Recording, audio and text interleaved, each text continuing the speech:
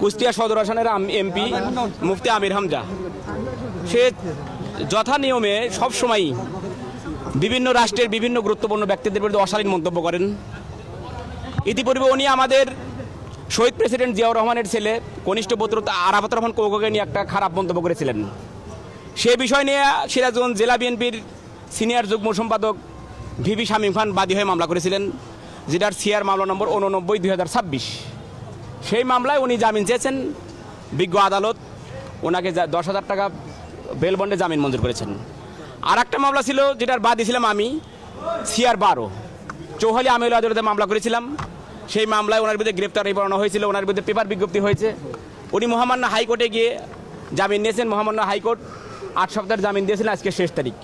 উনি chief judicial magistrate কোর্টে bell bond furnish করেছেন এবং ওই মূল মামলাতে উনি আজ চৌহালি আমলি আদালতে জামিন চেয়েছেন। বিজ্ঞ আমলি আদালত 10,000 টাকা জামানতে জামিন মঞ্জুর করেছেন।